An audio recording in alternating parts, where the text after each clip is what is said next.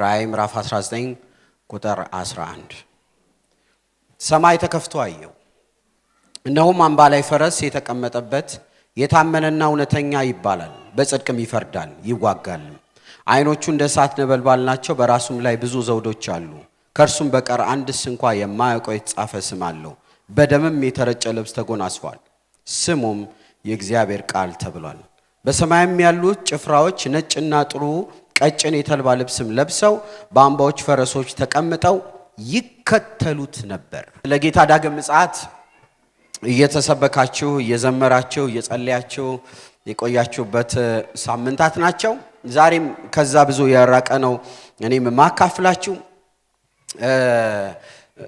ፎከስ ኤሪያዬ ምን ላይ እንደሆነ በኋላ መጣለው ግን እንዲሁ እንደ መግቢያ እንዲሆን ስለ ምጽአትን ስናስብ የመጽሐፍ ቅዱስን የጊዜ አወቃቀር ታይም ፍሬምወርኩን ትንሽ አሳይቼ ከዛ ወደ ራዕይ ምዕራፍ 19 ላይ መጣለው ለምጽፉ ሰዎች ድል አድራጊው ሲመለስ የሚል ነው ርዕስ የሰጠሁት ድል አድራጊው ምን ሲል ሲመለስ በሚል ነው የሰጠሁት ክፍሉን ጨዋ ሆኖ ለሚያጠና ሰው ደግሞ እስከ ቁጥር 21 ድረስ ካጠና ነው ተመሳሳይ አውድ ነው የሚኖረው መጽሐፍ ቅዱስ የጊዜ ቀመር አለ የጊዜ የተቀመጠ ቀመር አለ እኛ በነገራችን ላይ እንደ ታየ ኳስ ውጤት ተረጋግተን ነው የምንኖረው የታየ ኳስ ውጤት አይረብሽም ሪቪው ስታደርጉ ብዙ አያስደነግጣችሁም እኛ ምን ይሆን ሆይ አንልም እኛ ኦሬዲ የታይም ፍሬምወርኩን እግዚአብሔር በቅዱስ ቃሉ አስቀምጦልናል መጨረሻ ምን እንደሚሆን እናውቃለን በጌታ ቃል ሁሉ የተገለጠ ነው እግዚአብሔር እርሱን ለሚወዱ የመጨረሻውን መገለጥ በቅዱስ ቃሉ በኩል አድርጎ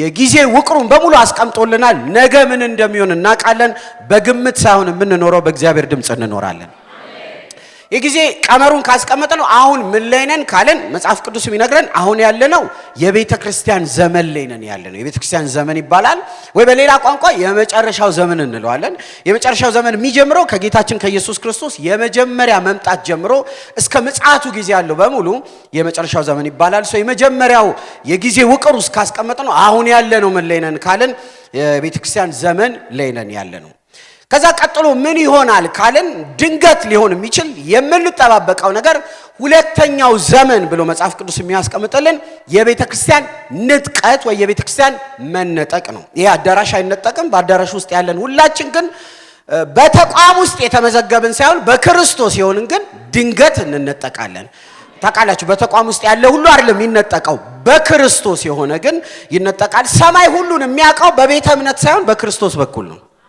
አሜን ነው አዎ ሙሉ ወንጌል ቃለ ሕይወት መካነ ኢየሱስ ሳይሆን የሚለው ኢን ክራይስት በክርስቶስ አብ በአዲስ ኪዳን መነጽር አድርጓል ሁሉን የሚያየው በማ በኩል ነው በክርስቶስ በኩል ነው ድንገት ንጥቀት ይሆናል ንጥቀቱስ ምን ይሆናል ሙሽራይቱ ቤተክርስቲያን ድንገት ትነጠቃለች የሞቱ አማኞች ምናቃቸው ወደ ጌታ ይሄዱ እነሱም በቅጽበት ድንገት ይለወጣሉ ሕያዋን የሆነን እኛ ደግሞ ይሄ የሚበሰብሰውን ትተን የማይበሰብሰውን እንለብሳለን ምን አይነት ቀን ምን አይነት ሰዓት ምን አይነት ሞመንት እንደሆነ ልነግራችሁ አልችልም በጣም አስደናቂ ነው በቅጽበት ግን ከጌታ ጋር አየር ላይ እንገናኛለን መቼ ይሆናል ከመከራው በፊት ይሆናል ታላቁ መከራ ምን ነው ይመጣል ከዛ በፊት ግን ጌታችን ቤተክርስቲያን ይነጥቃታል ሶስተኛው ታይም ፍሬምወርክ ሶስተኛው ምን ጠብቀው ኦርደር ምንድነው አንደኛው አሁን ያለነው የቸርች ዘመን ነው ሁለተኛው እንነጠቃለን በቃ ድንገት የነዳን ኩክ ያደረግን ተኝተን ይያለ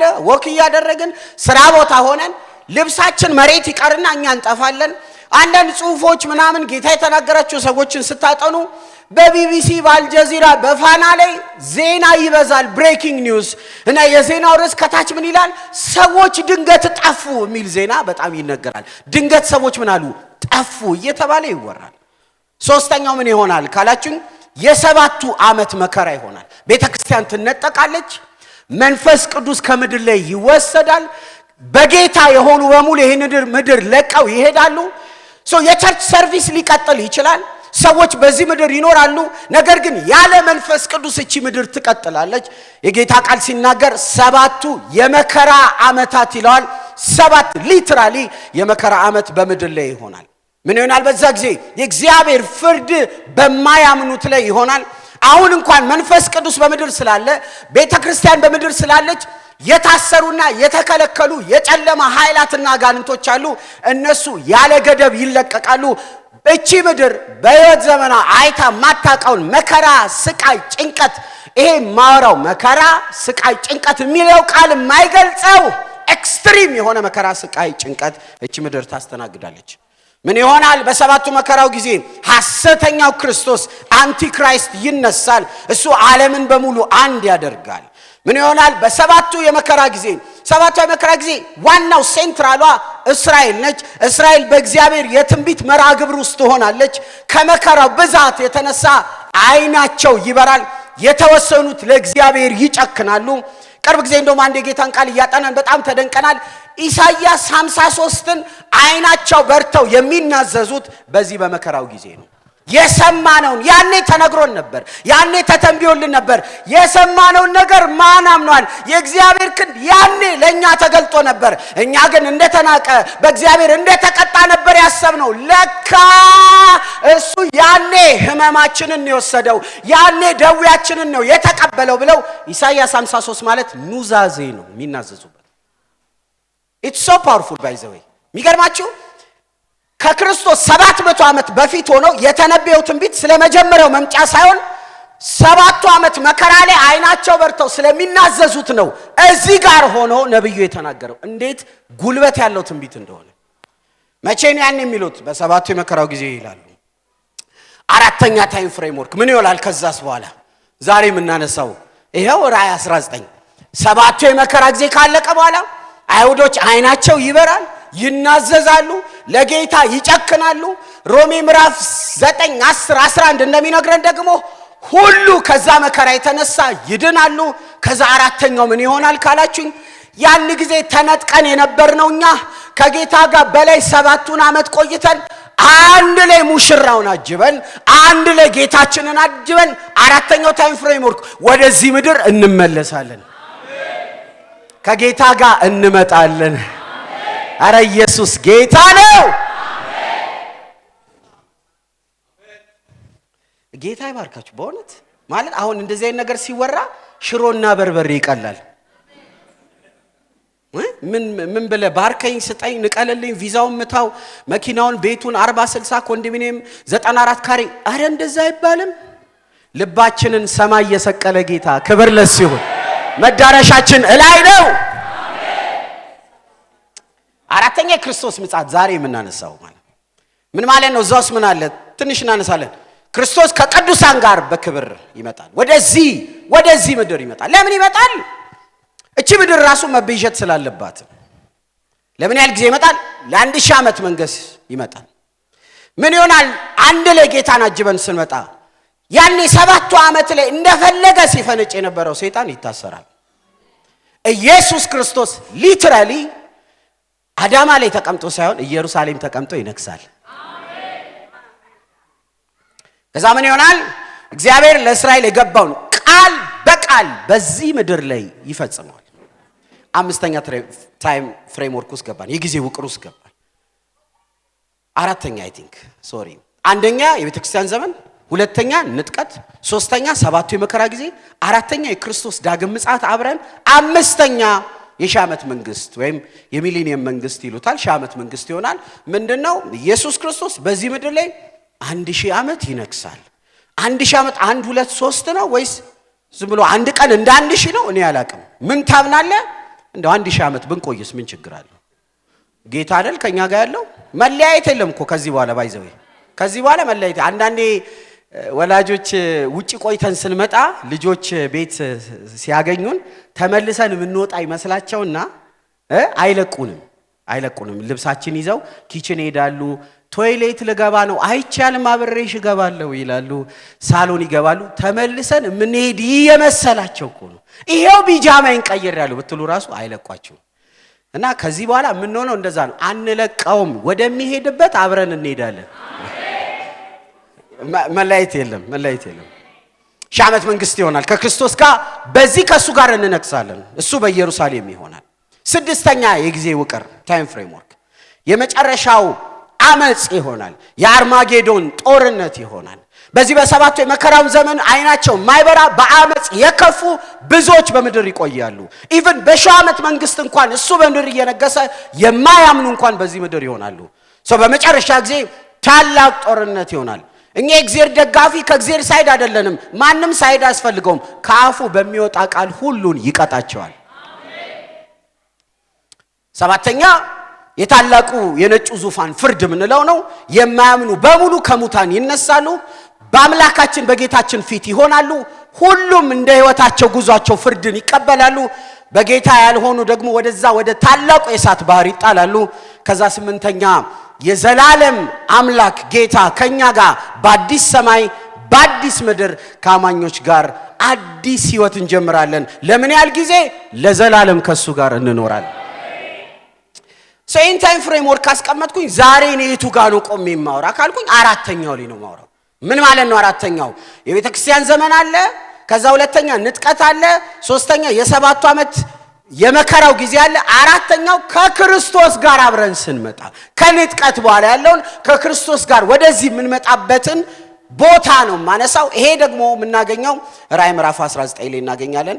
ትንሽ አውዱን ያለንበትን ሰፈር እንድናቀው ብዬ ነው ይሄንን ያነሳሁት። ድሮ 5-6 ዓመት በፊት በጣም የምወደው አኒሜሽን ፊልም በጣም ወዳለኝ፣ የካርቱን ፊልሞችን ማየት በጣም ወዳለው።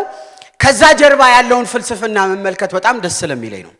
እና ከ100 ዓመት በፊት የነበረን ፍልስፍና የሚያሳይ ኢትዮጵያ ሚል አኒሜሽን ፊልም አለ። ምናልባት ለልጆቻችሁ ልታሳዩት ትችላላችሁ። ከ100 ዓመት በፊት በዓለም ላይ የነበረው ፍልስፍና ምን ነው ከተባለ እቺ ዓለም ከኢንዱስትሪ አብዮት ካወጣናት ሰዎች ከተማሩ የሥነ ልቦና ሕክምና የላቀ ከሆነ ኢንፍራስትራክቸሩን ካስተካከልነው ክፋት የሌለበት አመጽ የሌለበት በእነሱ ቃል ኢትዮጵያ ይባላል። ምን ማለት ነው? ፍጹም ሰላማዊ ምቹ ማህበረሰብ እንፈጥራለን የሚል ፍልስፍና ከ100 ዓመት በፊት ነበረ። አሁን እንኳን ዝም ብለዋል፣ በፊልም አስቀርተውታል። አሁን እንዴት ነው? ዓለም አይታ ማታቆን ጦርነት እያየች ነው። አሜሪካ እንኳን የሚገራርሙ ጦርነቶችን እያሳየችን ነው። ቬንዙዌላ ውስጥ ያደረገችውን አንዳንድ ጽሁፎች ሳነብ ይገርማል። በመሳሪያ መዋጋት ትታለች፣ በድሮን መዋጋት ትታለች፣ የማይታይ ጨረር የላከች ሰዎች ማጥቃት ጀምራለች። ዓለም አይታ ማታቀውን ጦርነት፣ ክፋት፣ አመጽ እያየች ነው። ከ100 ዓመት በፊት እንደተነበዩት አስደናቂ ሰላማዊ ፍጹም የሆነን ዓለም መፍጠር አልተቻለም። የተወደዳችሁ ዓለም እየከፋባት ነው የሚሄደው እንጂ እየተሻላት አትሄድም። ስንፍና፣ ክፋት፣ አመጽ ዓለም ብቻ አይደለም ቸርቹ ዘልቆ ገብቷል። እርስ በርስ መጣላላት፣ በብሔር መጣላት፣ ጦርነት፣ መከፋፈል ዓለምን እየወረራት ነው። ስንፍና፣ ድንቁርና፣ ሽብርተኝነት፣ አመጽ፣ ክፋት ዓለምን ወሯታል። ከ100 ዓመት በፊት እንደተነበየው ብሩህ ዓለም፣ ሰላማዊ ዓለም፣ ሁሉ የሰፈነባት ዓለም እቺ ምድር ማየት አልቻለችም። የተወደዳችሁ የትኛው መንግስት ቢመጣ በየትኛውም ሀገር ላይ ፍጹም ሰላምን ሊያመጣ አይችልም። መጽሐፍ ቅዱስ እንደሚነግረን የአስደናቂ ሰላም፣ አስደናቂ ረፍት፣ ፍጹም ሰላም ወደዚህ ምድር ከመምጣቱ በፊት አስጨናቂ ጊዜን እቺ ምድር ታያለች። ማለት የሰባቱ የመከራ ጊዜ፣ የሰባቱ አስጨናቂን ጊዜ እቺ ምድር ታያለች። ከዛ በኋላ ፍጹም ሰላም፣ ፍጹም ረፍት፣ ጦርነት የሌለበት፣ አመጽ የሌለበት፣ ክፋት የሌለበትን ዓለም እዚህ ምድር እናያለን። መቼ? ዛሬ የምናየው ጌታችን ኢየሱስ ክርስቶስ ቤተ ክርስቲያንን አጅቦ ወደ ምድር ሲመጣ ያኔ ነው ጦርነት አልባ ዓለም እቺ ምድር የምታየው። ያኔ ነው አመጽ አልባ ዓለም እቺ ምድር የምታየው። ያኔ ነው ክፋት ቦታ የሌለው ኢየሱስ ሲነግስ ነው እቺ ምድር የምታርፈው። አሜን አሜን። በጣም እንወዳቸው መሪዎች ኢንክሉዲንግ ዶክተር አብይ ወይ ደግሞ አውሮፓ ውስጥ ያለ፣ አሜሪካ ውስጥ ያለ፣ አፍሪካ ውስጥ ያለ ብርቱ መሪ ሲነሳ ምድር አታርፍም። አንጻራዊ ረፍት የሚመስል ነገር ልታይ ትችላለች። መቼ ነው እቺ ምድር የምታርፈው ከተባለ ጌታችን ኢየሱስ ክርስቶስ ከቤተ ክርስቲያን ጋር በክብር ታጅቦ ሲመጣ በዚያን ጊዜ ጦርነት ቦታ የለውም፣ ክፋት ቦታ የለውም፣ አመጽ ቦታ የለውም፣ ደባ ቦታ የለውም። እኔ ብቻ አይደለም ምድር ራሷ እፎይ ትላለች። ታውቃላችሁ ዛፍ እፎይ ይላል፣ ወንዝ እፎይ ይላል፣ ምድር እፎይ ይላል። ሮሜ ነግረናል እኮ ምዕራፍ 8 ላይ እቺ ምድር ራሱ ትቃትታለች። ማን ነው የሚያሳርፈኝ? ማን ነው የሚቤዠኝ? ማን ነው የሚያድነኝ? ሰው አይደለም። ምድር ራሷ ትጮሃለች። ተራራ ይጮሃል፣ ወንዝ ይጮሃል፣ እያንዳንዱ መልክዓ ምድር ይቃትታል። ሰዎች መተው ጎዱኝ፣ ሰዎች መተው በከሉኝ ይላል። ምድር ራሷ ለፈጣሪዋ በሚገባ ቋንቋ እፎይ ትላለች። መቼ? ኢየሱስ ሲመጣ። ግን ከዛ በፊት አስጨናቂ ጊዜ ይመጣል። ፋውንዴሽን እናስቀምጥ። አሁንም ለምንድነው ስለ ሁለተኛው ከቤተ ክርስቲያን መምጣት ጋር የምናወራው? ይሄንን በጣም ፋውንዴሽን ማስቀመጥ ያስፈልገናል። አንደኛ እንደ ሪስም እናስቀምጠው። እግዚአብሔር አምላክ በክርስቶስ የጀመረው የማዳን ስራ ሪዲምቲቭ ሂስትሪ ምንለው የማዳን ስራ የሚፈጸመው በጌታችን በኢየሱስ ክርስቶስ ዳግም መምጣት ነው። የጀመረው ትልቅ ፕሮጀክት አለ። ጌታ የጀመረው ትልቅ ስራ አለ። የቱ ጋር ነው የሚያልቀው? ንጥቀት ጋር አይደለም የሚያልቀው። የቱ ጋር ነው የሚያልቀው? በክብር ከቤተ ክርስቲያን ጋር አብሮ ወደዚህ ምድር ሲመጣ ያሰበው ያ ታላቅ ፕሮጀክት ያልቃል። ቤተ ክርስቲያን አጥብቃ መምጣቱን ልትናገር፣ ልትዘምር፣ ልትሰብክ ያስፈልጋል። የተጀመረው የማዳን ስራ የሚያልቀው በጌታችን በኢየሱስ ክርስቶስ መምጣት ነው። የሰይጣን ጥፋት ያኔ ይፈጸማል። እውነተኛ ንጉስና ገዢ ያኔ እናያለን። እግዚአብሔር ለታላቅ ወንድሙ ለዳዊት የተናገረውን ያንን ተስፋ ሁለተኛ ሳሙኤል ምዕራፍ 7 ቁጥር 13 ዙፋኑን አጸናለሁ የተባለው ተስፋ የሚፈጸመው ከቤተ ክርስቲያን ጋር በክብር ሲመጣ ነው። ወልድ በዚህ ምድር ላይ በብረት በትር ይገዛል። ሩሩህ፣ ታዛዥ፣ መሐሪ ሆነው ያ ወልድ ደግሞ ብርቱ ገዢ ሆኖ እናየዋለን። ከመቼውም ጊዜ በላይ ቤተ ክርስቲያን መምጣቱን ትፈልገዋለች። ኢየሱስ ጌታ ነው። ሁለተኛ መምጣቱን ለምን እንፈልገዋለን? የጌታ ቃል በግልጽ ይነግረናል። ሁለተኛ ጢሞቴዎስ ምዕራፍ 4 ቁጥር 8 መገለጡን የሚወዱ የሚል ቃል አለ። ቸርች በጣም የምትወደው ፈውስ አይደለም። ቸርች በጣም የምትወደው ወርሺፕ አይደለም። ቸርች በጣም የምትወደው የቤተ ክርስቲያን ፕሮግራሞችን አይደለም።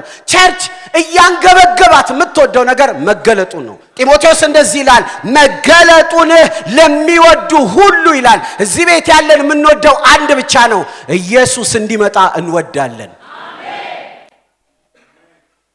ዛሬ እንደው እያወራው እያለ መንፈስ ቅዱስ የፎከስ ለውጥ ያርግልን። የፎከስ ለውጥ የምፈልገው የምወደው የምጓጓው እንዲሳካልኝ አይደለም፣ እንዲሆንልኝ አይደለም፣ እንድፈወስም አይደለም፣ እዛና እዚህ እንድሄድ አይደለም። ሁለተኛ ጢሞቴዎስ 4:8 መገለጡን እወዳለሁ፣ መምጣቱን እወዳለሁ፣ እንደዘመርነው ላየው እናፍቃለሁ። መገለጡን እፈልጋለሁ፣ እወዳለሁ። ለምን? መረጃ ምክንያት ላስቀምጥ። አንደኛ በቅዱስ ቃል ውስጥ የተቀመጠው ተስፋ በሙሉ የሚፈጸመው መገለጡ ሲሆን ነው። በጣም ብዙ ተስፋ አለ። በጣም ብዙ ጌታ ይተናገረኛል።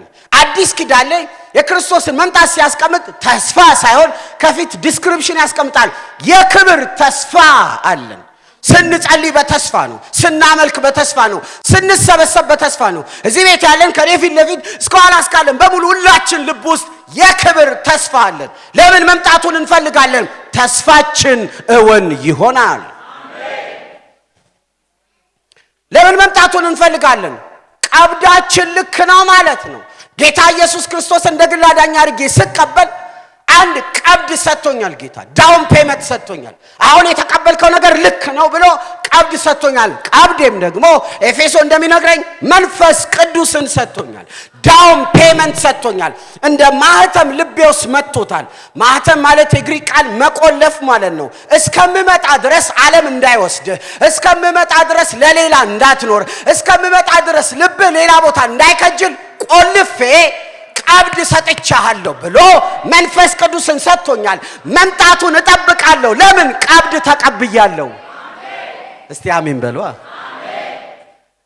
የተበላችሁ ናችሁ፣ የተሸጣችሁ ናችሁ፣ የተወሰዳችሁ ናችሁ። ለሌላ መሆን አንችልም። መንፈስ ቅዱስን ተቀብያለሁ፣ ቀብዴን ወስጃለሁ። መንፈስ ቅዱስ ልሳን፣ ሙቀት፣ ጩኸት፣ ወንበር መስበር አይደለም። አምላክ እኔ ውስጥ የገባው ኢየሱስ እንደሚመጣ እርግጠኛ ሊያረገኝ ነው። እኔ ውስጥ ያለው መንፈስ ይቃትታል። መሲህ ሆይ ና፣ አዳኝ ሆይ ና፣ የምትቤዠኝ ና ይላል። ውስጥ ያለው መንፈስ አምላኬን ይቃትታል። ጠብቃለሁ። የተቀበልኩት መንፈስ ስላለ አሁንም ፋውንዴሽን እናስቀምጥ። የቤተ ክርስቲያን ተስፋ ራሱ እሱ ነው። የምንገነባቸው ህንጻዎች አይደሉም፣ አካውንታችን አይደለም፣ የሆነ የምንጠብቀው ሰው የለም፣ ሰምባዲ ተቀብቶ ይነሳል አይደለም። ቸርች በትልቅ ጉጉት የምንጠብቀው ኢየሱስ ምን ይላል? ኢየሱስ ምን ይላል? ኢየሱስ ምን ይላል? ቤተ ክርስቲያን ለበጉ ሰርግ የተዘጋጀች ነች። አሁን እጮኝነት ላይ ነው ያለችው። ለዚህ ነው ጨዋ የምትሆነው። ሰርግ ስላላት እጮኝነቷን አታበላሽም። ተስፋ አላት። ኢየሱስ ይመጣል። ፋውንዴሽን ሌላ ለምንድን ነው ስለዚህ ነገር ምንጮው? ክብሩን ማየት ስለምንፈልግ ነው። ቀድመን ያየነው ሲዋረድ ነው። ቀድመን ያየነው ሲሰደብ ነው። ቀድመን ያየነው ሲተፋበት ነው። ቀድመን ያየነው ሁሉን ማድረግ እየቻለ ዝም ሲል ነው። ቀድመን ያየነው የኔን ቅጣት ሲወስድ ነው። አሁን ሌላ ማየት እፈልጋለሁ። አሁን በጉን ሳይሆን አንበሳውን ማየት እፈልጋለሁ። በክብር ማየት እፈልጋለሁ። ሲቀጣ ማየት እፈልጋለሁ። ሲገዛ ማየት እፈልጋለሁ። ምላስ ሁሉ ለሱ ሲሰግድ ማየት እፈልጋለሁ። የምጓጓው በክብር ቨርዥን በክብሩ ሲገለጥ ማየት እፈልጋለሁ። ክራውኑን አድርጎ ማየት እፈልጋለሁ። ኃይሉን ታጥቆ ማየት እፈልጋለሁ። በነጩ ልብስ ማየት እፈልጋለሁ። በነጩ ፈረስ ላይ ሆኖ ማየት እፈልጋለሁ። ሁሉን ሲገዛ ማየት እፈልጋለሁ። ሰይጣንን ሲቀጣ ማየት እፈልጋለሁ። ሁሉ ተንበርክኮ ሲሰግድለት ማየት እፈልጋለሁ።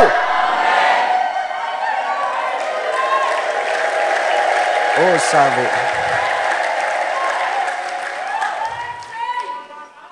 ስለዚህ ስለነዚህ ነገር አወራለሁ። ስለነዚህ ነገር እሰብካለሁ። ምክንያቴን ደርድሬያለሁ። ማየት እፈልጋለሁ። ምዕራፍ 19 ቁጥር 11 ወደ ክፍሉ እንሂድ። ወደ ክፍሉ እንሂድ። ክብር ለሱ ይሁን። ክብር ለሱ ይሁን። መንፈስ ቅዱስ በኃይል የሚሰራው ስለ ኢየሱስ ሲነገር ነው። ክብር ለሱ ይሁን። መንፈስ ቅዱስ የሚያገነው የሚያደምቀው ሰው የለውም። ካወራ ከተነበየ ካደመቀ ንጉሱን ኢየሱስን ነው። ክብር ለሱ ይሁን።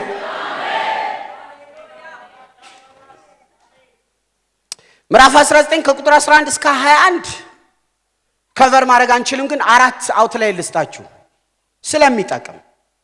በዚህ ውስጥ አራት ነገር አለ። ርዕሴ ድል አድራጊው ሲመለስ ነው። የመጀመሪያው ቁጥር 11 እስከ 13 ድል አድራጊው ሲመለስ ማለት ትችላላችሁ። ርዕሱን ከሱ ነው የወሰድነው። ከዛ በኋላ ቁጥር 14 ላይ የድል አድራጊው ጭፍራዎች ዛሬ እናየዋለን። እሱ ከቁጥር 15 ጀምሮ እስከ 21 ሁለት አውት ላይ ማውጣት ትችላላችሁ። ድል አድራጊው ሲገዛ ወይ አገዛዙ። ከዛ የመጨረሻው ከቁጥር 20 ጀምሮ የድል አድራጊው ድል። ድጋሚ ለማንሳት የመጀመሪያው አውት ላይን ከቁጥር 11 እስከ 21 ላይ የድል አድራጊው መመለስ። ሁለተኛ የድል አድራጊው ጭፍራዎች። ማን ነው አብሮት የሚመጣው? ዛሬ እናነሳዋለን። ከዛ ሶስተኛው የድል አድራጊው አገዛዝ፣ እንዴት ነው የሚገዛው? ከዛ የመጨረሻው የድል አድራጊው ድል። ክብር ለሱ ይሁን። ቁጥር 11 እስከ 13 ሰማይ ተከፍቶ አየው። አይገርምም? ይሄ ሰውዬ ምዕራፍ 4ም ብሏል። ባይዘው ራእይ ምዕራፍ 4 ላይ ሰማይ ተከፍቶ አየው ይላል። አንድ ነገር ብቻ ብዬ ልለፍ። ምዕራፍ 4 ቁጥር 1 ከዚህም በኋላ አየው እነሆም በሰማይ የተከፈተ ደጅ እንደ መለከትም ሆኖ ሲገለጥልኝ የሰማሁትን ፊተኛ ድምጽ እያለ ይሄዳል። ቅዱስ ቃል ውስጥ በጥንቃቄ ካያችሁ ሰማይ ሲከፈት ወልድ ነው የሚታየው። አሁንም ሰማይ ይከፈት። ማቴዎስ ወንጌል ምዕራፍ 3 እናውቀዋለን። ኢየሱስ ሲጠመቅ ምን አለ? ሰማይ ለወልድ ዝግ አይደለም። ይገርማል። ሰማይ ሲከፈት ቁስ አታይም። ሰማይ ሲከፈት መሬት ላይ ያለ ወርቅ አይደለም የምታየው። ሰማይ ሲከፈት የዳይመንድ በር አይደለም የምታየው። ኢንፋክት ሰማይ ሲከፈት ሙሴን ኤልያስን አታይም። ሰማይ ሲከፈት ብቻውን ያለ ልክ ከፍ የሚለው አብም መንፈስ ቅዱስም የተስማሙለት ቅዱሳን በሙሉ በፊቱ የሚሰግዱለት በሰማይ የነገሰ በሰማይ ለዓለምና ለዘላለም የሚመለክ ልክ የሌለው ልኩ እሱ ጋር የሆነ ጌታና አምላክ የዘላለም ንጉስ ኢየሱስ ብቻ ነው። ሰማይ ይከፈት ብላችሁ ከጫችሁ እዚህ ቤት ኢየሱስን ነው የምታዩት። ሰማይ ሲከፈት ያለው እሱ ብቻ ነው። ሰማይ የሚናፍቀው እሱ ብቻ ስላለ ነው። ያለሱ ሰማይ ሰማይ አይደለም። ሰማይ ሰማይ አይደለም። ምዕራፍ 4 ቁጥር 1 ላይ ሲከፈት ሰማይ አሁን በደምብ ስሙኝ። ምዕራፍ 4 ራእይ ላይ ሰማይ ሲከፈት ዮሐንስን ነው በመንፈስ የወሰደው። አሳየው ብዙ ነገር ስለሚሆነው ነገር በሙሉ አሳየው። ራእይ ምዕራፍ 19 ቁጥር 11 ላይ ሰማይ ሲከፈት ግን ዮሐንስን ከቶ ሳይሆን ያሳየው ዮሐንስን መሬት አስቀምጦ ወልድን ገለጠው። ምዕራፍ 4 ከቶ ያሳየዋል። ምዕራፍ 19 ላይ ግን ዮሐንስ ቁጭ ባለበት ወልድ ሲገለጥ ያያል። ይሄንን ወልድ ሲመጣ ሲገለጥ ያለው እዚህ ራእይ ምዕራፍ 19 ቁጥር 11 ላይ በመንፈስ ይመልከተው እንጂ ጌታችን በምድር ሲኖር ቀድሞ ተንብዮታል። ማቴዎስ ወንጌል ምዕራፍ 24 ቁጥር 27 እስከ 31 መብረቅ ከምስራቅ ወጥቶ እስከ ምዕራብ እንደሚታይ የሰው ልጅ መምጣት እንዲሁ ይሆናል ይላል። አንድ መብረቅ ወጥቶ በሁሉም አቅጣጫ እንደሚታይ የሱ መምጣት ለአንድ ዳይሬክሽን ብቻ አይደለም። በየትኛው አቅጣጫ እንደሆነ አላቅም፣ ግን የጌታ ቃል ደጋግሞ እንደሚነግረን በምስራቅ በኩል ሰማይ ይቀደዳል። አንድ መልአክ ይመጣል፣ መለከቱን ይነፋል። አትላንታም ያለ ሱሉልታም ያለ ዲሲም ያለ ደሴም ያለ እኩል ነው የሚያየው።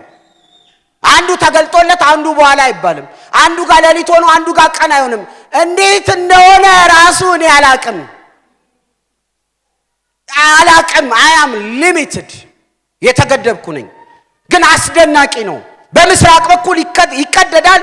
ታላቅ መለከት ይነፋል። ማንንም ሳይቀድም ቀድሜ የሰማው ሳይድ እኩል ይሰማል። የሰው ልጅ መምጣት እንዲህ ይሆናል ይላል። በድኑ ባለበት በዚያ አሞራዎች ይሰበሰባሉ። ዋናው ይመጣል፣ ሁሉ ይሰበሰባል። ከዛች ወራትም መከራ በኋላ ወዲያይ ፀሐይ ይጨልማል፣ ጨረቃም ብርሃንን አትሰጥም፣ ከዋክብትን ከሰማይ ይወድቃሉ፣ የሰማያት ኃይላትም ይናወጣሉ። በዚያ ጊዜም የሰው ልጅ ምልክት በሰማይ ይታያል። የሆነ ነገር በሰማይ ይታያል። በኋላ እንመጣለን።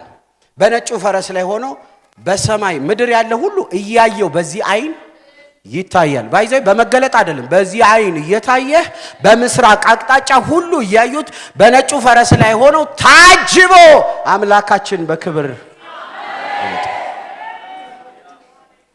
እየመጣ ያለ ያለንበት ሚልኪዌ ጋላክሲ እና ዓለማት ማናቃቸው እሱ የፈጠራቸው በሙሉ ይናወጣሉ። የተደገፉት በሱ ስለሆነ ሊሸከሙት አይችሉም። የእግዚአብሔር እኮ ክብር ልክ ያለው እግዚአብሔር ጋር ነው።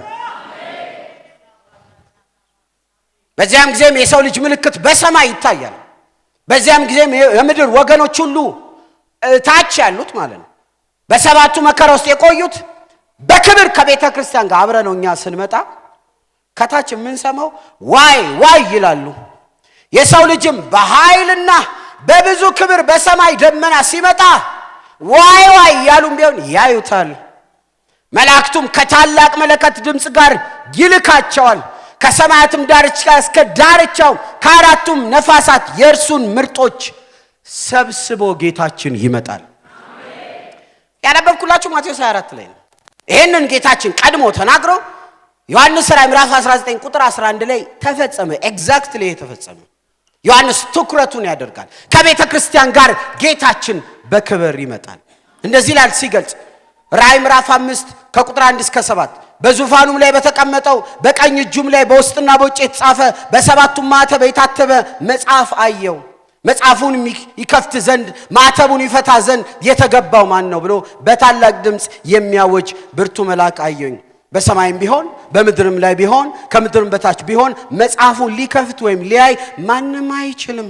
ጌታችን በምድር ላይ በብርታት እንዴት ይመጣል ከተባለ የሰማይም የምድርንም ሚስጥር የፈታ እሱ ነው። ባለ ስልጣን ነው ለመምጣት። ሽማግሌውም አንዱ አታልቅስ፣ እነሆ ከይሁዳ ነገድ የሆነ አንበሳ እርሱም የዳዊት ሥር መጽሐፍ ይከፍት ዘንድ ሰባቱንም ማኅተም ይፈታ ዘንድ ድል ነስቷል አለኝ። ወደ ምድር ሲመጣ ድል ይዞ ይመጣል። ምድር ላይ የመንገስ መብት አለው። ማኅተቡን የፈታው እሱ ነው። ኢየሱስ ጌታ ነው። ሲመጣ እንዴት ነው የሚመጣው? እዚህ ጋር ያሉትን ቃላት ዲስክራይብ እናድርግ። አደራረጉ እንዴት ነው? አደራረጉ ጸሐፊው ሲጽፍ ለኛ በሚገባ ልክ ጽፏል። በእርግጥ ለኛ ስን ለኢትዮጵያዊ ሳይሆን የመጀመሪያው ሴንቸሪ አንባቢዎች በጣም ግልጽ ነው ለነሱ። ሰማይ ተከፍቶ አየሁኝ አሁን ስናወራ የነበረው እነሆም አምባ ላይ ፈረስ የተቀመጠ የታመነና እውነተኛ ይባላል፣ በጽድቅም ይፈርዳል ይዋጋልም፣ አይኖቹም እንደ እሳት ነበልባል ናቸው፣ በራሱም ላይ ብዙ ዘውዶች አሉ፣ ከእርሱም በቀር አንድስ እንኳን የማያውቀው የተጻፈ ስም አለው፣ በደም የተረጨ ልብስ ተጎናጽፏል፣ ስሙም የእግዚአብሔር ቃል ተብሎ ተጽፏል። በሰማይ ያሉትም ጭፍሮችም ነጭና ጥሩ ቀጭን የተልባ እግር ልብስ ለብሰው በአምባዎች ፈረሶችም ላይ ተቀምጠው ይከተሉታል። የመጀመሪያው ሴንቸሪ ላይ የሮማን ወታደሮች ሮም የሚታወቀው በሚሊተሪ ነው። ሮም የሚታወቀው ግዛት በማስፋፋት ነው። ሮም የሚታወቀው አንድን ሀገር በመቆጣጠር ነው። በውይይት አይደለም፣ በሚሊተሪ ነው፣ በኃይል ነው፣ በጦርነት ነው። በኃይልና በጦርነት አንድን ግዛት ከተቆጣጠሩ በኋላ ጀነራሉ መጀመሪያ የሚያደርገው ነገር ነጭ ፈረስ ሲፈለግና ተቀምጦ ወደ ተቆጣጠሩት ግዛት ይገባል። ያንን ምልከታ ወሰደና ጌታችን ሲመጣ እንደዚህ ነው፣ በነጭ ፈረስ ላይ ሆኖ ወደዚህ ምድር በመላእክት ታጅቦ ይመጣል። ነጭ ማለት ምን ማለት መሰላችሁ? ፈረሱ ላይ የተቀመጠው እንከን የለሽ ነው ማለት ነው። እስቲ አሜን በሉ። በነጭ ፈረስ ላይ ማለት እላዩ ላይ ያለው ታጅቦ የሚመጣው ነገር ግን የሌለው ድካም የማያውቀው አስፈራርቶ በጉልበት ሳይሆን ሲበረበር ራሱ እንከን የሌለው ተሳስቶ የማያውቅ ስተት በሱ ዘንድ የሌለ ኃጢአታዊ ማንነት የሌለው ንጹህ የሆነ ቅዱስ የሆነ እንከን የሌለበት ሊነግስ የተገባው በነጭ ፈረስ ላይ ይመጣል። አምላካችን እንከን የለውም። አምላካችን ጉድለት የለውም። አምላካችን ክፍተት የለውም። የንጽህና ልክ እሱ ነው። የቅድስና ልክ እሱ ነው።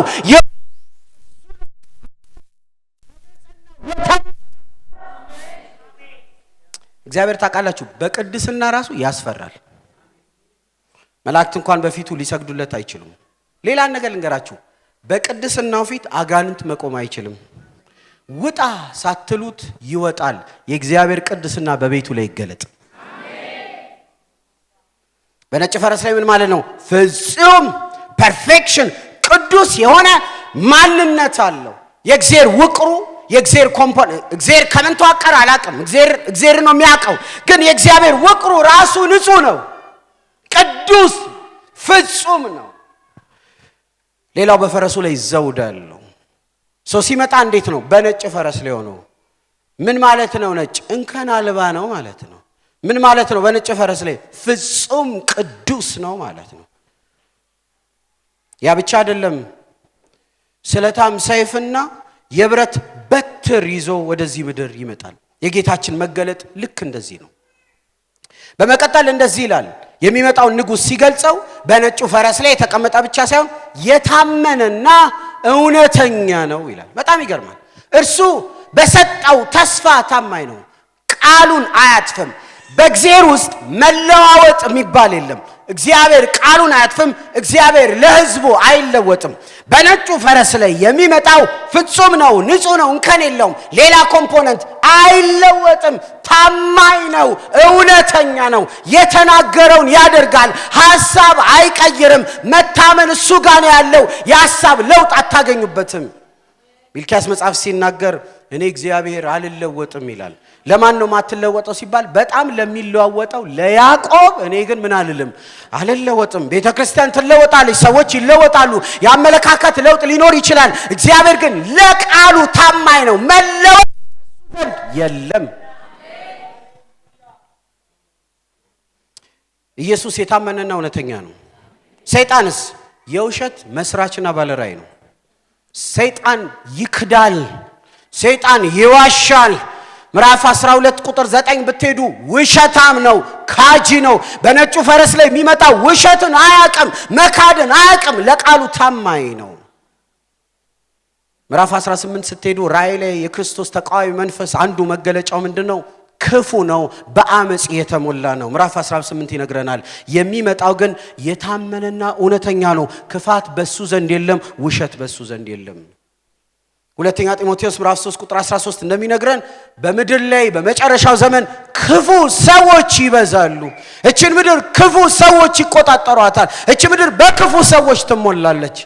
በነጩ ፈረስ ላይ የሚመጣው ግን ከነዚህ ሁሉ ተቃራኒ ነው። ክፋት በሱ ዘንድ የለም፣ አመጽ በሱ ዘንድ የለም፣ መካድ በሱ ዘንድ የለም፣ ውሸት በሱ ዘንድ የለም። እሱን የተከተላችሁ ልንገራችሁ፣ እውነተኛና ታማኝ ኢየሱስ ብቻ ነው።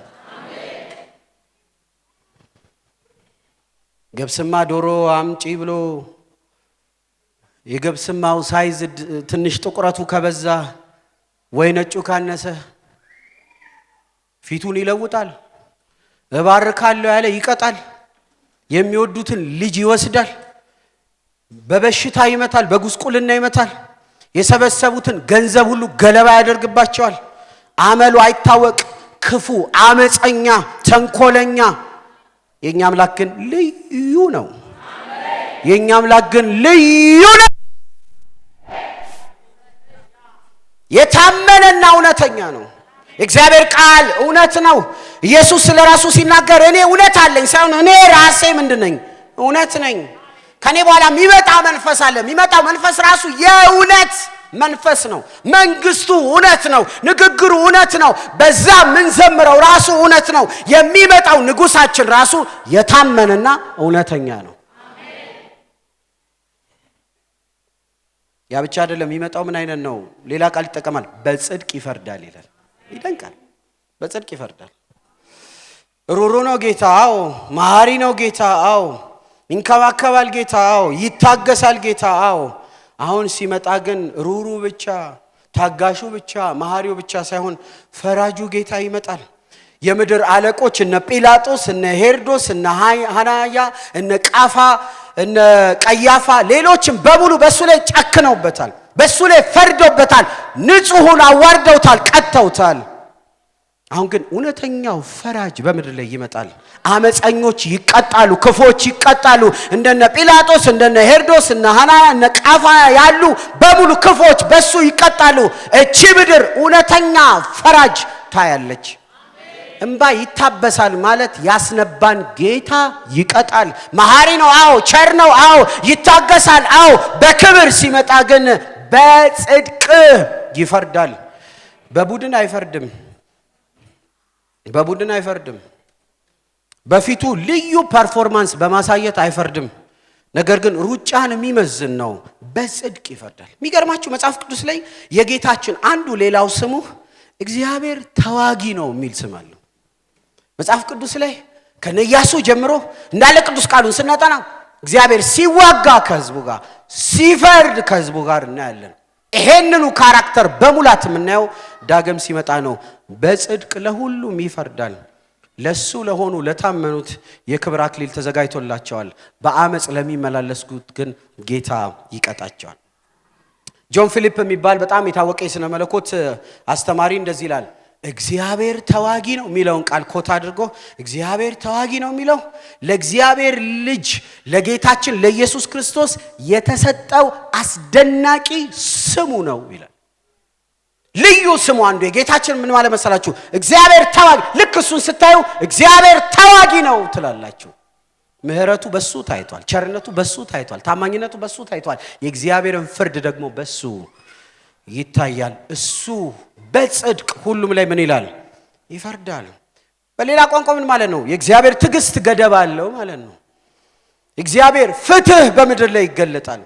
እውነት ውሸትን ታሸንፋለች፣ አመጽ ትቀጣለች፣ ጽድቅ ትነግሳለች። እግዚአብሔር አምላክ ላያዳግም አመፀኞችን ይቀጣቸዋል። ቃላቶችን እየፈታን ነው። ሌላ ቃል ደግሞ ይጠቀማል። ይሄ በጽድቅ የሚፈርደው ይሄ ታማኝ የሆነው እንደዚህ በሚል ቃል ይገልጸዋል። አይኖቹ እንደ እሳት ነበልባል ናቸው ይላል። ይሄ ሰባቱን አብያተ ክርስቲያናት ስታጠኑም ጌታችንን በክብር ሲያዩ የተጠቀመው ቃል ነው። አይኖቹ እንደ እሳት ነበልባል ምን ማለት ነው? ገደብ አልባ እንከን አልባ ሆኖ ያያል ማለት ነው። በሌላ ቋንቋ ከሱ የሚሰወር ምንም የለም፣ ከሱ የሚደበቅ ምንም የለም፣ ከሱ ፊት የሚሸሽ ምንም የለም። ፈራጁ ምን አይነት ነው? እንከን አልባና ገደብ አልባ ነው። ልብን መርምሮ ያያል፣ ውስጥን መርምሮ ያያል፣ ስሜትን መርምሮ ያያል። ከውስጥ ያለውን ኢንቴንሽናችንን በምን ሐሳብ እንዳደረግነው ራሱ እሱ ይመለከታል። አይኖቹ እንደ እሳት ነበልባል ናቸው፣ የሰውን ሁለንተና ይመረምራል። በሱ ፊት የሚደበቅ ምንም የለም። ኢየሱስ ጌታ ነው። ሁለተኛው ላንሳና እየጠቀለልኩ መጣለሁ። ቁጥር 14 ላይ እንደዚህ ላይ ጌታ ቃል በሰማይ ያሉትም ጭፍሮችም ነጭና ጥሩ ቀጭንም የተልባ እግር ልብስ ለብሰው በደም ጆሮ ስጡ በአምባዎቹም ፈረስ ተቀምጠው ምፈልጋት ቃል ነች ይከተሉት ነበር ይላል። ሲመጣ የሚከተለው ጭፍራ አለ። ዳግም ሲመጣ ብቻውን አይደለም የሚመጣው፣ ጭፍራዎች ተከተሉት ይከተሉት ነበር። አንድ አራት ጌታን ተከተለው የሚመጡትን ባጭሩ አንስቼ ይጨርሳሉ። አንደኛ ከጌታ ጋር ስንመጣ አብሮት የሚከተሉት ማናቸው ካልን ምዕራፍ 19 ቁጥር 7 እና 8 ሄዳችሁ ካያችሁ ቤተክርስቲያን አጅባው ትመጣለች። which is እኛ ማለት ነው ቅዱሳን በሙሉ ልብሳችን ሌላ ነው፣ ፊታችን ሌላ ነው፣ የለበስነው ይሄ አካል ሌላ ነው። እንደውም ሰባታው ቤተክርስቲያናት በደም ካጠናችሁ ስማችን ራሱ ሌላ ነው። ራሱ የሚጠራን ሌላ ስም አለው። እሱ ራሱ ደግሞ የሚያቀው ሌላ ሰው ማቀው የራሱ ስም ደግሞ አለው። ነጭ የሚለው ቃል የማይገልጸው ነጭ ልብስ እንለብሳለን፣ የማይደክምን አካል እንለብሳለን። በሰማይ ካሉ ሰራዊት ጋር በሙሉ አጅበነው ጌታችንን እሱ በነጩ ፈረስ ላይ ተቀምጦ የታመነውና ጻድቅ ፈራጁን አጅባ ቤተክርስቲያን ወደዚህ ምድር ምን ትላለች? ትመጣለች። እንመጣለን። ከኢየሱስ ጋር ከብረን እንመጣለን። ማን ነው የሚከተለው? ቤተክርስቲያን ትከተለዋለች። ምን እያለች ትከተላለች? ቁጥር 7 ሃሌሉያ። እንደው ሃሌሉያ ምለው እኮ እንደዚህ አይደለም። ቤተክርስቲያን አልኳችሁ እኮ እቺ ናጥቢ አይደለም። ዓለም አቀፋዊ ቸርች በሙሉ የሰማይ ቋንቋ ተገጥሞልን እኩል በሰማይ ላይ ሆነን ሃሌሉያ።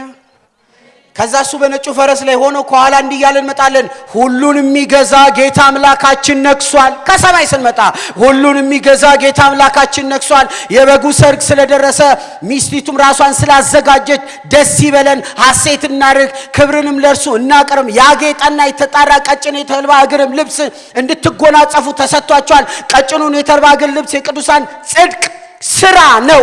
ሃሌሉያ እያልን አጅበነው ወደ ምድር እንመጣለን። ለታረደው በግ ኃይልና ባለጠግነት ክብር ምስጋና ሞገስ ይገባል እያለች ቤተክርስቲያን ትመጣለች። ፊቷ የተጨማደደ አይደለም፣ አይኗ በእንባ የተሞላ አይደለም፣ ጉስቁልና አይታይባትም። ልብሷ ያጌጠ ነው፣ ፊቷ የበራ ነው። አምላኳ ከሷ ጋር ነው።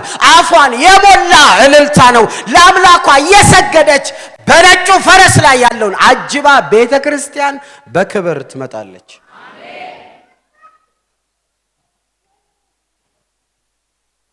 ሁለተኛ ማን ነው የሚያጅበው?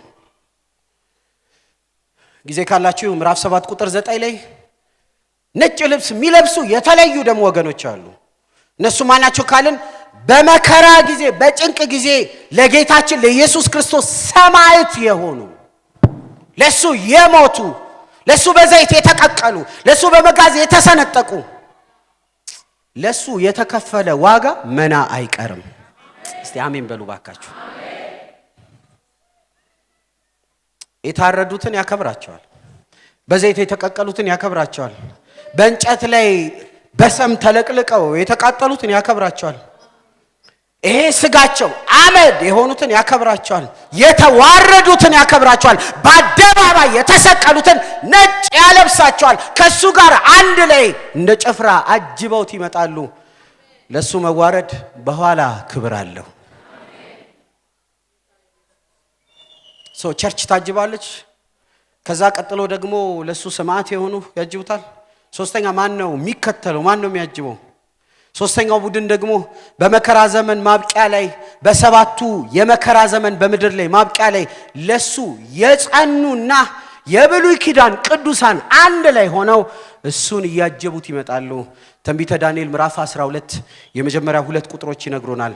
በመከራው ዘመን እሱን አምነው ጸንተው መከራን ይቀመሱና የብሉይ ኪዳን በሙሉ ቅዱሳን ስማቸውን የማናቀውም በሙሉ ይህንን ጌታን አጅበውት ይመጣሉ።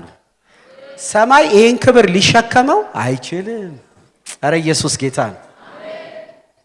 አራተኛ ማን ይከተለዋል? አጅበው በነጩ ፈረስ ላይ ተቀምጦ የታመነው ጻድቅ ፈራጁ በክብር ሲመጣ ቤተክርስቲያን አለች። ለሱ መከራ የከፈሉ አሉ። በሰባቱ መከራ ውስጥ ነጥረው የወጡ የብሉይ ኪዳን ቅዱሳን አንድ ላይ አሉ። አራተኛው በመጨረሻው ደግሞ የሚያጅቡት ቅዱሳን መላእክት በሙሉ አንድ ላይ አጅበውት ጌታችን ኢየሱስ ክርስቶስ ከቤተ ክርስቲያን ጋር ወደዚህ ምድር ምን ይላል? ኢየሱስ ምን ይላል? ኢየሱስ ምን ይላል? ኢየሱስ ምን ይላል? ኢየሱስ ምን ይላል? እንጸልያለን።